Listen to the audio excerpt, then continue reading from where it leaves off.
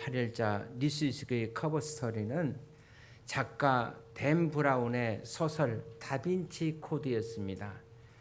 이 책이 전 세계 이목을 집중시킨 베스트셀러가 되고 또 영화가 되면서 전 세계인의 관심을 모은 성경의 여자가 한 분이 있었습니다. 다름 아닌 막달라 마리아였습니다. 자, 도대체 그녀는 누구인가 질문입니다.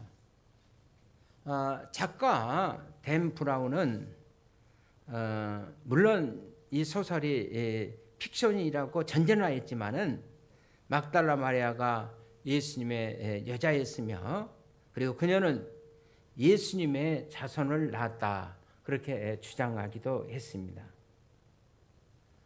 그리고 막달라 마리아가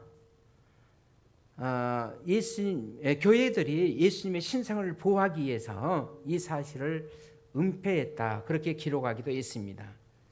그리고 이 책에서는 진짜 성배는 예수님 마지막 만찬에 사용된 칼리스의 잔이 아니라 바로 이 잔의 형태인 V자로 상징되는 여인의 자궁 곧 막달라 마리아가 성배의 정체라고 해기한 주장을 하기도 했습니다. 자, 바로 이 잔의 이렇게 해기한 주장을 들은 역사가들은 이런 주장은 새로울 것도 없는 과거의 작가들의 후적 상상 픽션을 2000년대 새로운 언어로 새롭게 정제한 것에 불과하다고 말하기도 했습니다. 일찍이 그리스의 작가 니코스 카잔자스키가 이 소설에 그리스도 최후의 유괴라는 소설에서 그런 예수님과 막달라 마리아를 연인관계로 그렸던 유명한 일이 있었고 또 이것을 바탕으로 뮤지컬 지저스 크라이스트 슈퍼스타가 만들어지기도 했습니다. 그런데 진정한 관심은 이런 허구적인 픽션이 아닌 성경이 그리는 진정한 막달라의 모습입니다. 그런데 오늘 본문은 그녀의 과거가 7 귀신 들렸던 여인이라고 말합니다. 많은 소설가들이 그리고 일부 교회 지자들이 추정한 것처럼 성경은 막달라 마리아를 창녀 출신으로 묘사한 적이 없습니다. 단지 그녀는 귀신에 의해서 많은 괴롭힘을 당하면서 피곤한 인생을 살고 지치고 그리고 힘든 여인이었습니다. 자, 여기 7 귀신을 우리는 꼭 마리아 안에 7 귀신이 들어갔다 그렇게 해석할 필요가 없다고 생각합니다. 히브리인들에게 있어서 7 숫자는 완전 숫자로 단지 이 여자가 귀신에 의해서 망가진 여자라 그렇게 표현한 것에 상징이 불과하다고 생각합니다. 여러분, 망가진 사람이라는 것을 결코 우리가 나쁜 의미로만 해석할 필요는 없다고 생각합니다. 누군가가 망가진 것을 축복의 시작으로 얘기하면서 이 망가라는 글자를 한문으로 이렇게 풀어놓은 것을 제가 한번 보았습니다. 잊어버릴 망자, 가면할 제가자. 그러면 가면을 버린다는 좋은 뜻이 되겠죠. 또 우리가 썼던 가면을 내려놓는다. 그래서 가면을 버린다. 그래서 망가. 또 바라볼 망, 그 다음에 십자가가. 십자가를 바라본다. 또 그런 뜻으로도 어떤 분은 해석을 했고 또 바라볼 망 가능성 가. 그래서 망가 가능성을 바라본다. 다시 말하면 새로운 가능성을 바라본다. 그런데 여러분 이 3가지의 삶의 의미를 함축한 사람이 바로 마리아였다고 생각합니다. 자, 막달라 마리아야말로 예수를 만난 그 인생의 망가진 가면을 벗어던지고 십자가 아래에서 새로운 인생을 시작하고 그리고 새로운 인생의 가능성을 발견한 여자였습니다. 그렇다면 사랑하는 여러분, 우리가 망가졌다고 할지라도 저는 두려워할 필요 없다고 생각합니다. 여러분, 신약 성경에는 이 막달라 마리아에 대해서 뜻밖에도 과거에 대해서 그렇게 정보가 많지 않습니다. 우리가 찾아보면 2가지로 나오고 있는데 하나는 그녀의 고향이 갈릴리 호수 안에 존재하는, 그러니까 막달라 마을을 출신하는 것과, 그러니까 막달라라는 얘기는 이름이 아니라 지명이죠. 그리고 7 귀신 들린 여자, 이 사실에는 별로 우리가 근거를 찾아볼 수가 없습니다. 오히려 성경은 그녀가 예수를 만나고 어떻게 변화된 삶을 살았는가, 거기에 이제 초점을 맞추고 있습니다. 사실 중요한 것은 과거가 아니라 미래이죠. 그러면 자, 이 막달라 마리아는 예수를 만나고 어떤 변화된 삶을 살았는가? 이 한 여인의 변신, 막달라 마리아에게서 배워야 할, 그리고 예수를 만난 사람들의 변화의 모습이 뭔가를 생각하면서 우리가 은혜를 나누고자 합니다. 첫째로 예수 공동체와 함께하는 삶을 하는 일입니다. 자, 오늘 우리가 본문 1절을 한번 보시기를 바랍니다. 자, 예수께서 각 성과 마을을 두루 다니며 하나님 나라에 대한 복음을 선포하셨다. 자, 이렇게 복음을 선포하실 때 그 다음에 뭐라고 하셨습니까? 12 제자가 함께 하였고라고 기록합니다. 그러니까 예수님이 여러분 혼자 전도한 것이 아니라, 그러니까 이 12 제자를 예수님이 부르시고 그들을 공동체로 만들어서 예수님과 함께 하나님의 나라의 사역을 감당하신 것입니다. 여러분, 그렇다고 해서 예수님 늘 12 제자만 데리고 다니시는 그런 이미지만을 우리가 연상할 필요는 없다고 생각합니다. 남자만이 아니라 여제자들도 있었습니다. 오늘 본문 2절에 보면 자, 막달라 마리아를 소개합니다. 자, 여제자들 가운데 막달라 마리아가 리더였을 가능성이 매우 크다고 생각할 수 있죠. 그래서 자, 2절에 보시면 막달라 마리아를 소개하고 그 다음에 3절에서는 이렇게 증언합니다. 헤롯의 청지기 구사야 안에 요한나와 다른 여자가 함께하여 이렇게 기록하고 있어요. 그러니까 여기서 우리가 주목할 단어가 있다면 1절과 3절에서 반복적으로 사용되고 있는 단어가 있는데 함께하여라는 단어입니다.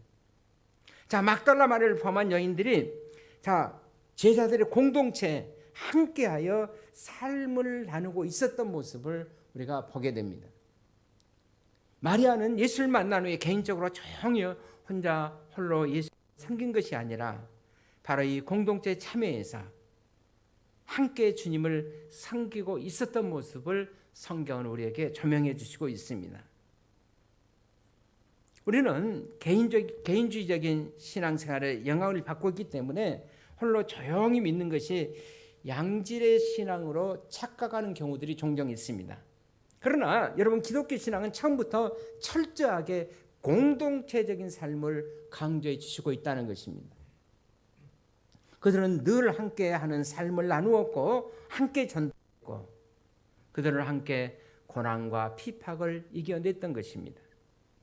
자, 그리스도인들이 심각한 핍박을 받던 그런 시대에 그들은 지하 이제 카타콤으로 스며 들어가면서도 도망칠 때 혼자 다니는 것이 물론 편하지만은 공동체를 그들은 한 번도 포기한 적이 없습니다.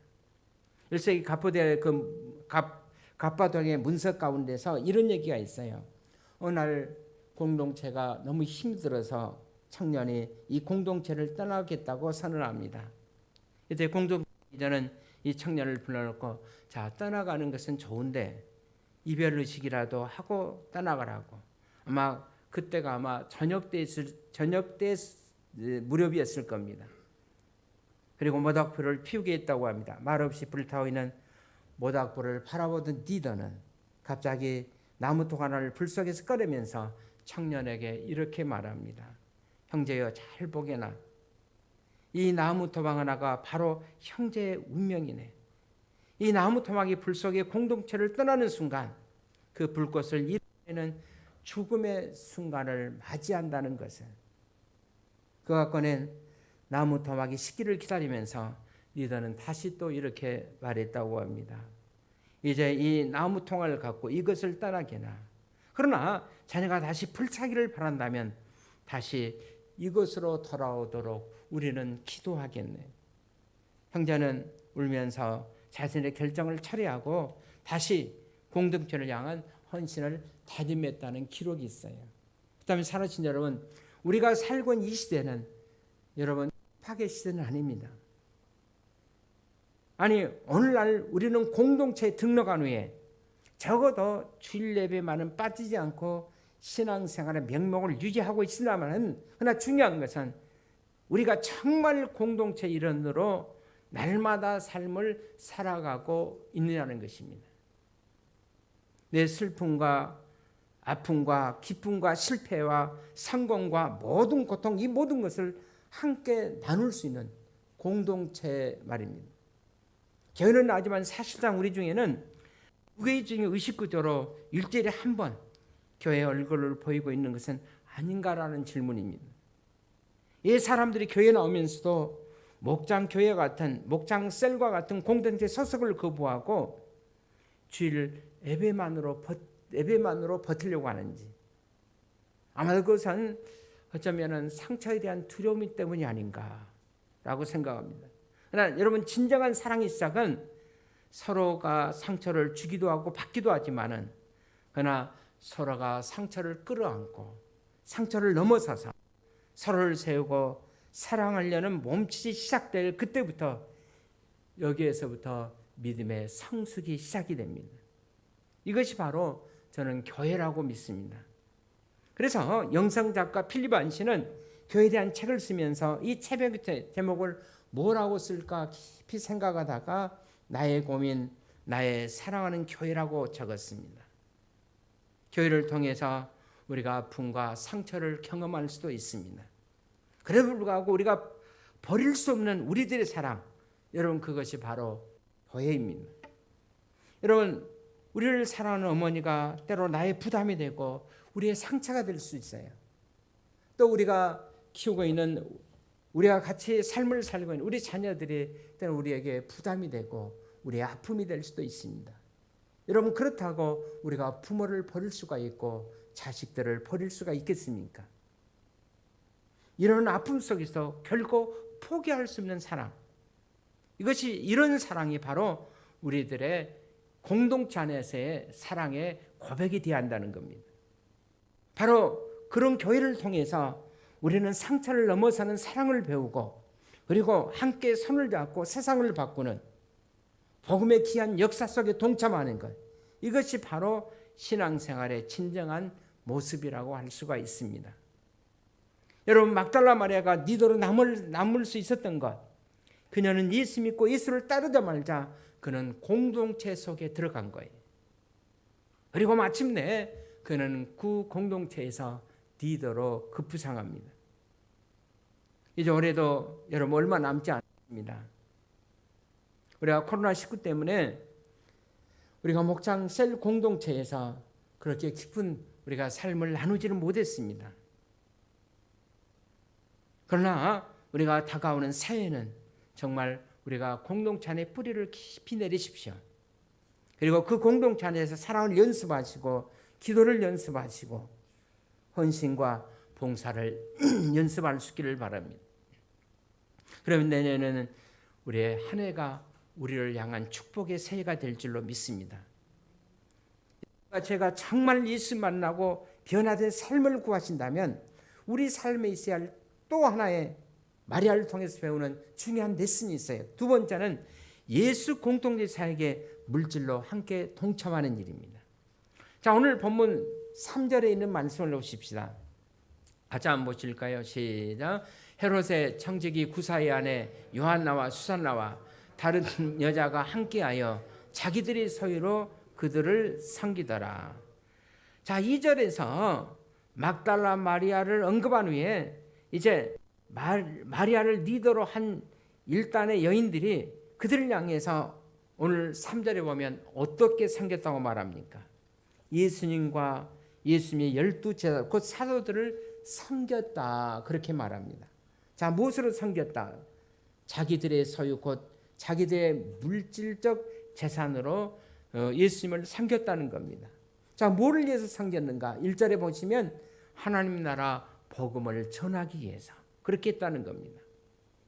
자, 한때는 여러분 정신적으로 망가져서 희패했던 이 여인이 그래서 다른 사람의 도움이 없이는 살아갈 수 없던 이 여인 막달라 마리아가 이제는 자기에게 남겨진 그것을 가지고 이제는 하나님 나라와 하나님의 사람들과 이웃들을 향해서 삶을 나누며 살아가게 된 겁니다. 얼마나 놀라운 변신입니까? 이제는 더 이상 이 여인은 막달라 마리아가 아니라 이제는 반대로 막 주는 여자가 된 거예요. 나누는 삶을 살아간 겁니다. 일찍 예수님은 산상수훈에서 자, 내 보물이 있는 곳에 내 마음도 있느니라 그렇게 말했습니다. 이제는 막달라 마리아가 여러분 하나님 나라를 위해서 자신의 물질을 사용했다는 이 사실이 바로 그녀의 마음이 이제는 하나님의 나라에 있다는 것을 우리에게 저는 보여주고 있는 사건이라고 생각합니다. 그래서 오래전 요한 예슬라는 나는 주머니가 회심하지 않은 사람들의 회심을 믿을 수 없다는 유명한 말을 남기기도 했습니다. 한 사람이 정말 예수 믿고 변화했다면 그 회심의 증거로 우리의 삶에서 이제는 씀씀이가 달라져야 합니다. 그 어떤 청년이 침례교회에서 이제 세례를 받는데 침례교회에서는 그 세례를 침례라고 그러죠. 그리고 침례교회에서는 목욕탕 같은데 큰 교회는 뭐 강산 뒤에 그 탕이 있습니다. 뭐 침례탕이라고 그러죠. 있는데 침례교회는 세례를 줄 때 우리 장로교회에서는 약식으로 물을 찍어서 머리에 바르면서 약식으로 그렇게 세례를 줍니다만은 침례교회에서는 완전히 목욕탕 같은데 그 탕을 빌려서 물속에 잠갔다가 내놓지 않습니까? 그래서 침례교회에서 어떤 청년이 이제 세례를 받기 위해서 물속으로 걷다가다 갑자기 뒤돌아서면서 이렇게 얘기했대요. 목사님, 내 주머니에 지금 지갑이 있는데 그걸 내놓고 오겠습니다. 그랬더니 목사님께서 그렇게 얘기했대요. 형제요, 그 지갑도 침례를 받아야 합니다. 여러분, 우리가 세례를 받는 의미가 뭡니까? 세례는 예수와 함께 내가 옛사람인 내가 죽고 이제 새 사람인 내가 그리스도 함께 살아가는 것을 의미하는 겁니다. 나는 이제 그리스도 안에서 새로운 삶을 살기 위해서 내가 돈을 사용하는 그 가치관의 변화가 내 속에 변화된 삶이 여러분 있어야 되지 않겠습니까? 참으로 우리의 소유가 본질적으로 우리의 소유가 아닌 주님의 소유라면 이제부터 내 삶의 모든 소유가 되신 우리 소유의 주인이신 주님을 위해서 우리의 소유가 드려지고 쓰여져야 한다는 것, 이것은 당연한 삶의 변화라고 생각합니다. 이런 물적 헌신의 좋은 출발점이 바로 저는 11조가 아닌가 그렇게 생각합니다. 저는 한번 이렇게 고면해 드리고 싶습니다. 여러분 11조를 드려보시고 11조가 가능해지면 그 다음에는 10의 2조도 드려보시고 그 다음에는 10의 3조도 계속해서 여러분들이 도전해 보시길 바랍니다. 이제 올해도 얼마 남지 않았는데 우리의 물질 헌신을 구체적으로 기도하는 가운데서 여러분들의 새해는 정말 아름답게 한번 계획을 해보시기를 바랍니다. 그리고 새로운 한 해의 물질 헌신을 계획해 보십시오. 우리가 예수를 만나고 변화되었던 변화의 모델 오늘 마리아를 통해서 우리에게 저는 좋은 교훈을 주고 있다고 생각합니다. 그래서 3절에서 다른 여러 여자가 함께하여 자기들의 소유로 그들을 섬기더라. 예수님과 사역자들을 섬겼던 모습을 보게 됩니다. 이제 결론의 말씀을 했습니다. 이제 마지막으로 부활 예수의 증인의 삶을 살아갔습니다. 자, 막달라의 헌신은 자 예수님의 12 제자들과 함께 이제 풀질적인 필요한 물질적 지원을 하는 것으로만 끝나지 않습니다. 한 걸음 더 나아가서 그녀의 헌신의 변화를 보시기를 바랍니다. 자, 마태복음 28장 1절에 보면 다시 한번 거기서 막달라 마리아를 우리가 만나게 되는데, 자, 마태복음 28장 1절을 우리 한번 같이 보실까요? 시작. 안식일이 다 지나고 안식 후 첫날이 되려는 새벽에 막달라 마리아와 다른 마리아가 무덤을 함께 보려고 갔더니, 자, 이제 이 상은 예수님께서 돌아가셨습니다. 그리고 예수님의 시신은 무덤에 이제 안치되었습니다. 자, 다른 복음서에 보면 자, 빌라도 총독이 자, 이 무덤을 군사들에게 지키라고 명령을 합니다. 물론 당시 예수님은 죄가 없었지만은 죄인 아닌 범죄자에 대해서 죽음을 당하신 겁니다.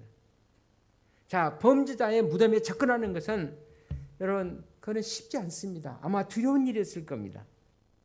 그래서 남자 지랄도 포기한 예수님의 무덤을, 그런데 막달라 마리아가 아직도 예수님의 부활의 소식을 듣지 못한 채 예수님 시신이라도 보기 위해서, 그리고 자기의 친구들을 데리고 동산에 오르기 시작합니다. 여러분, 무엇 때문에 마리아가 이런 모험을 했다고 생각하십니까? 아마 마리아에게 묻는다면 마리아는 이렇게 대답할 것 같아요. 나를 귀신에서 해방시켜 주시고 나에게 구원을 주시고 나를 당신의 제자로 삼으신 그분을 내가 어떻게 잊을 수가 있겠습니까? 저는 예수님의 시신에 향유라도 발라드리고 싶습니다. 아마 이렇게 대답했을 것 같아요. 자, 이렇게 해서 예수님의 무덤을 찾은 마리아는 거기서 뜻밖의 돌아가신 예수가 아니라 다시 살아나신, 부활하신 예수님을 만나게 됩니다. 그리고 주의 천사는 마리아에게 이렇게 얘기합니다. 그가 여기 계시지 않고 그가 말씀하신 그대로 살아나셨느니라. 자, 이 말씀을 들은 마리아와 그 친구들이 얼마나 놀랐겠어요. 그리고 마리아와 그 친구들이 어떻게 응답합니까? 마태복음 28장 여러분 8절에 있는 말씀을 보시면 우리 한번 같이 보실까요? 시작. 그 여자들이 무서움과 큰 기쁨으로 빨리 무덤을 떠나 제자들에게 알리려고 다름질할세. 자, 여기에 두 단어가 나와요. 무서움과 큰 기쁨이라는 단어이죠. 여러분, 죽었던 분이 살아났다. 여러분, 무섭지 않겠어요? 갑자기 죽었던 분이 살아나셨다면 얼마나 무섭겠어요? 자, 예수님이 살아나셨다고. 그래서 무서움과 그 다음에 살아났다는 소식을 듣자 그들은 얼마나 기뻤겠어요. 기쁨이고 감격했을 겁니다. 그래서 큰 무서움과 큰 기쁨으로 이 기쁨의 소식을 제자들에게 알리려고 어떻게 하고 있어요? 달려가고 있어요. 다름질하셨어요. 자, 예수님이 다시 살아나셨다. 이 소식을 알기 위해서 제자들에게 알리기 위해서 다름질하는 이 여인들. 그렇습니다. 이제 막달라 마리아는 주 예수님의 부활의 소식을 증언하는 증언자가 된 겁니다.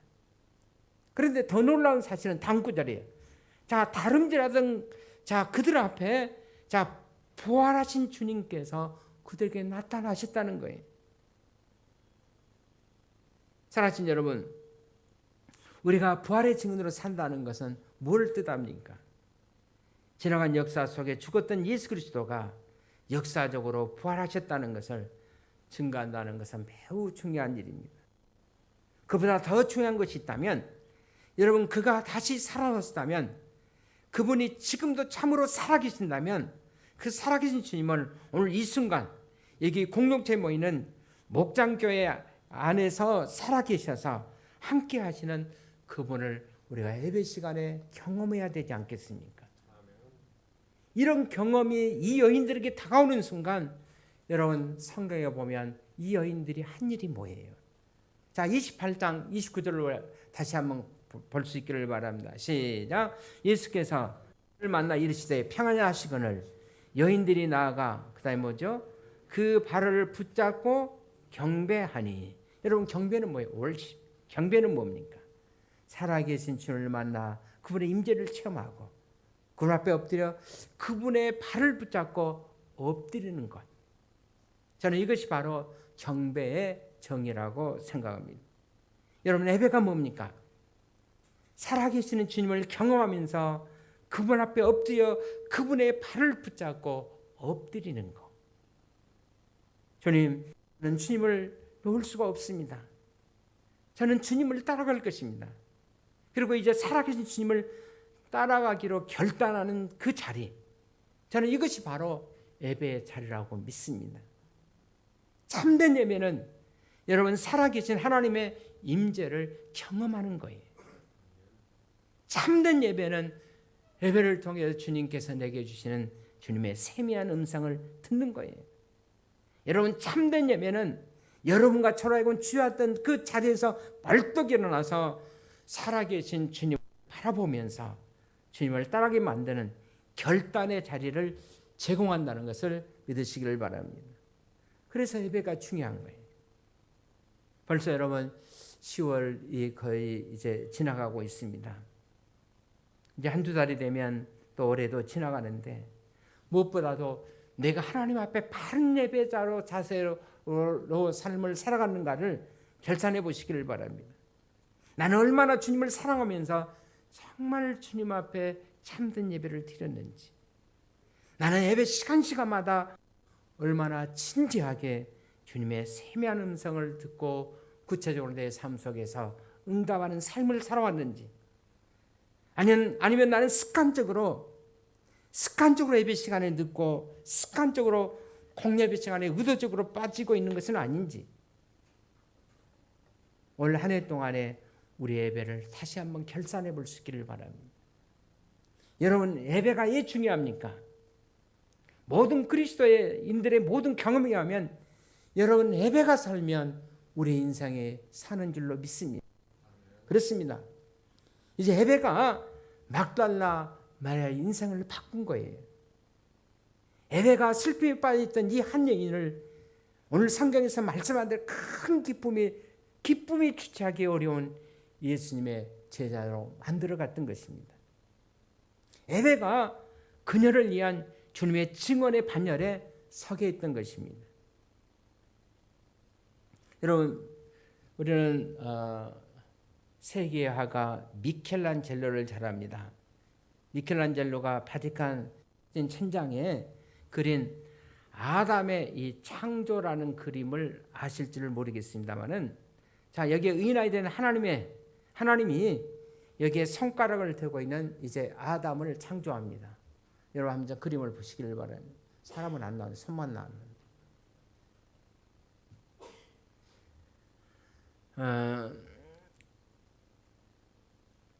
미켈란젤로는 이제 하나님과 아담의 이제 손가락의 간격을 조금 띄워놓고 그림을 그리고 있어요. 전체를 보여주면 좋았을 텐데 띄워놓고 있습니다. 미켈란젤로는 천정을 올려다보면서 그 그림을 완성했을 때 그는 지쳐 있었고 무력감에 빠져 있었다고 합니다. 그리고 이 모든 것을 그는 포기하고 싶었다고 합니다.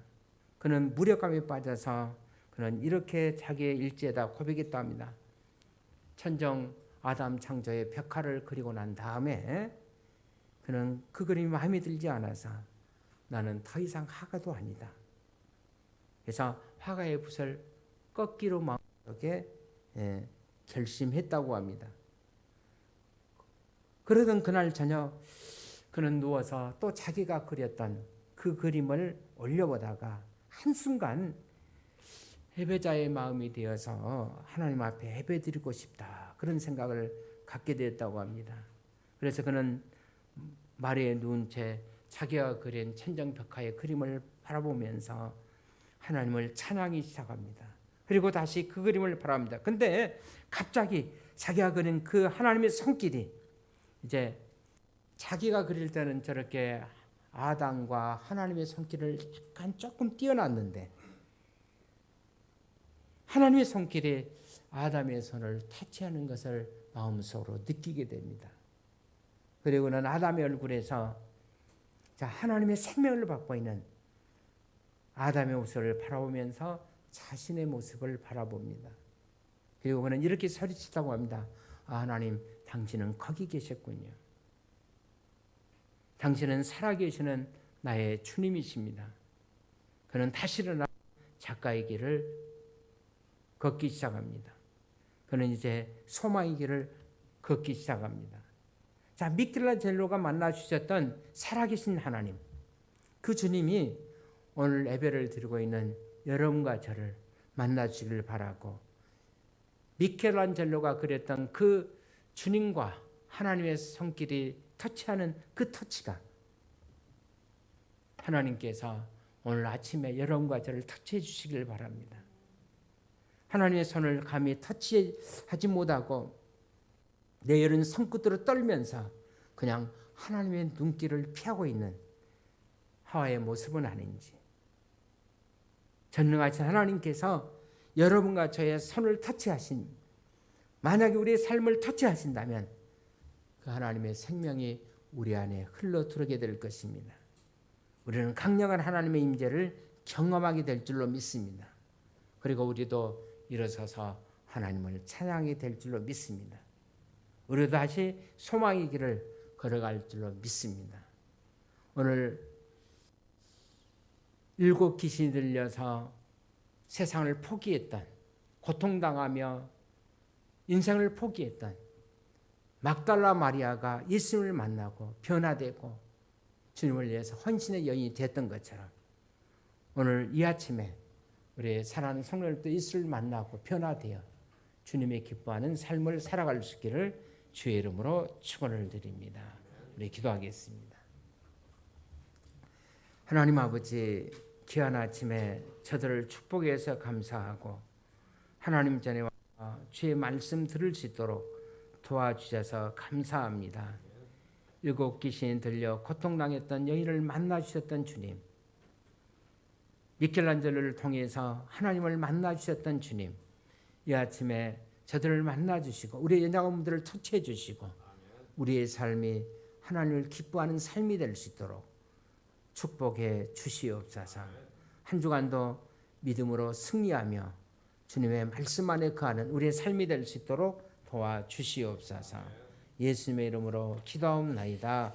아멘.